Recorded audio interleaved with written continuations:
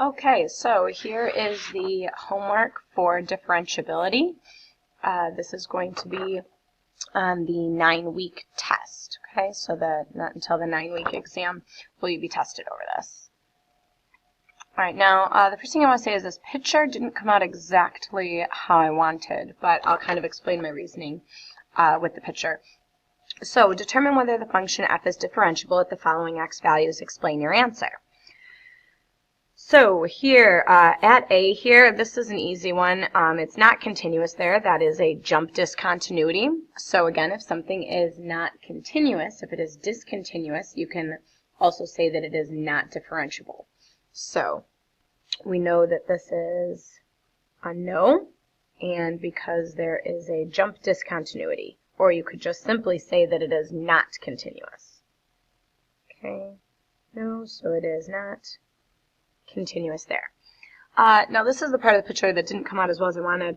So it's supposed to kind of come down here, and then there's like kind of a line going this way. That's supposed to be a sharp turn there. I know it doesn't look it exactly, but that is supposed to be a corner there. So I would say this is not differentiable here because there is a sharp turn. And I know that one didn't come out perfect on this as I shrunk the graph, but we're going to say that that is a sharp turn there. Again, anytime you kind of get that corner, the idea that you could pop a balloon on it, where like right here, this would not be a sharp turn. Okay, that's a gradual. So then we have at C. So at C, there's going to be a vertical tangent line there. So that is going to be a no. And there is a vertical tangent line. Okay, so because of that vertical tangent line there, we're going to say it is not differentiable at C. Okay, moving on. So we have determine if f is differentiable at x equals 2. Explain why or why not. So similar to when something is continuous, you're kind of really concerned about this part of the piecewise. They gave us 2. So to figure this out, I would first take the derivative. Okay, so I'll say that the derivative of f of x. Okay, so you need to recall your derivative rules for ln. So the derivative of ln of some argument, right, is 1 over this times the derivative of this.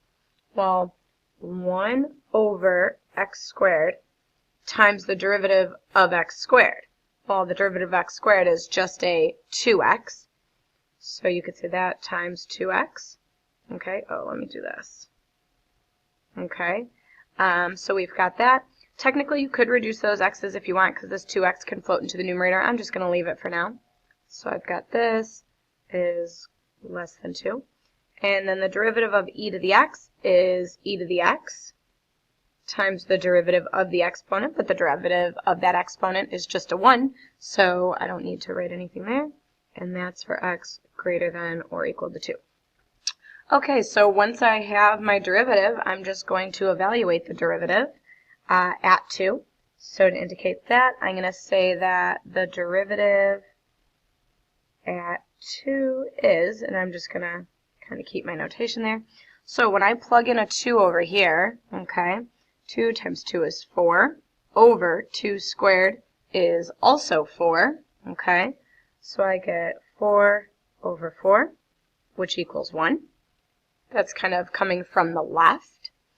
And when I go to plug in 2 to this, 2 minus 1 is 1. E to the first is, well, let me write that. So it's e to the first, which is e. Okay.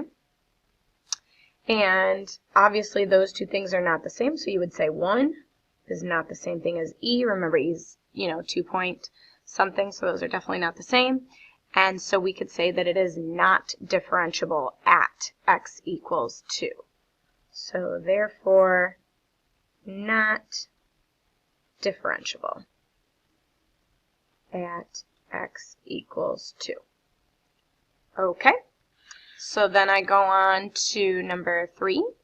Find the value of m that makes the function differentiable at x equals 2. I don't know why I kept picking 2, but here we are. So again, the first thing you want to do here is probably find the derivative. So to find the derivative of this, Okay? Okay, so the derivative here, the derivative is just going to be a 2x, that's easy, for the x less than or equal to 2. And then the derivative, okay, so remember, here's my variable. So 1 times m is m. If I decrease the exponent by 1, right, so that the x is gone, the derivative of negative 4 is 0, so I just have the m for the x greater than 2. And remember, my goal is to evaluate at 2, so I am going to say that I'm taking the derivative and I am plugging in a 2. When I plug in 2 into the derivative, 2 times 2, right, equals 4. And when I plug in there, you don't have an x value, so you're still left with m. Okay? So basically, I want to set those two things equal to each other. So that's easy. I didn't even need to solve. M equals 4. Done. Okay. And now we will move on to the back. Okay, so draw an example of a function that is both continuous and differentiable. I don't know. Let's see.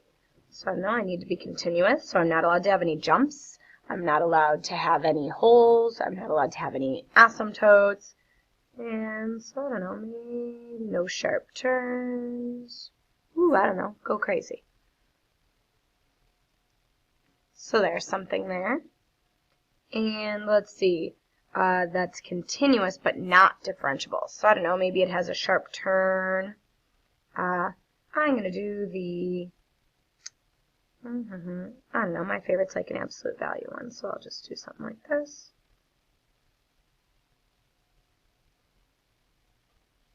And again, it doesn't have to be an absolute value.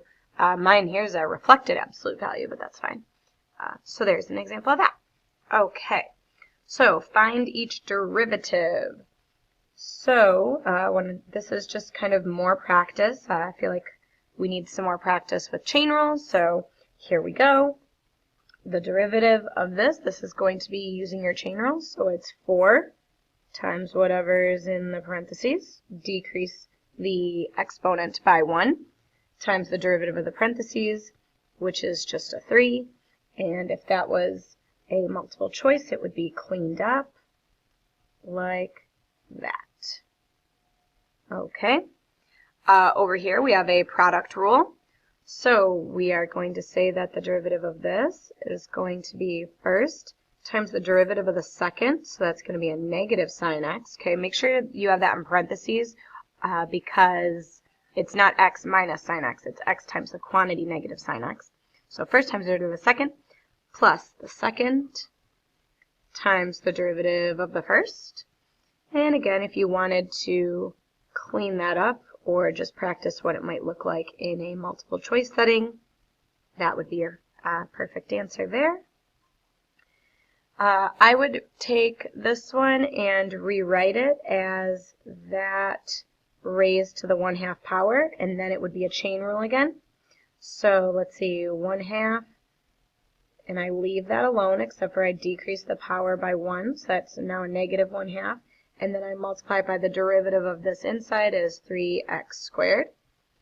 And if you are looking for the multiple choice answer, this 2 is in the denominator, this term is going to be in the denominator, and I'll rewrite it as the square root, and this will be left to the numerator. So I would say that it's 3x squared over 2 times the square root of x cubed minus 4, like that. This one you're going to have to use quotient rule on. Okay, so your setup's going to be the low, d high is just 1, minus high d low, all over low squared.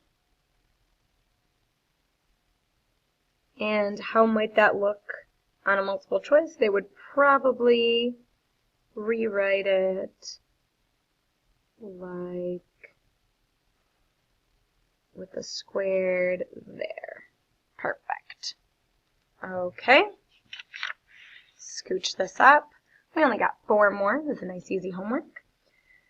So the derivative here, So we have to use our trig derivatives with the chain rule. So the derivative of sine is cos of this times the derivative of the inside is a 2, and I'm just going to sneak that 2 in there. Perfect. And over here, when you're taking the derivative with ln, the derivative of ln is 1 over whatever you're taking the ln of times the derivative of that denominator. So the derivative of sine is cos. And again, a lot of times that'll be written as, with that in the numerator. And if they were being really tricky, you could go back to your trig. Cos over sine is cotangent. So that one could be a little extra tricky there. Okay, and another little practice with chain rule. Again, I would rewrite this. It's easier for me to see it like this. Okay, those are the same thing. But when I see it like that, I'm like, oh yeah, that's a chain rule. So it's going to be 3, then you just recopy it, decrease the power by 1, and then you take the derivative of this. It's kind of like a blow pop. You take off the wrapper, then you eat the candy, and finally you get to the gum. And again, they might rewrite this where this squared was on the inside there. If you were looking at multiple choice, it would probably look closer to that. And the last one, so when you're taking the derivative of an e, okay, so we're going to say that this one is you recopy it. So whenever you're taking the derivative of e to some exponent, okay, you just recopy the entire thing, and then you multiply it by the derivative of the exponent. So the derivative of the exponent there is a 4. So here my final answer would be 8e to the 4x. All done. Have a great day.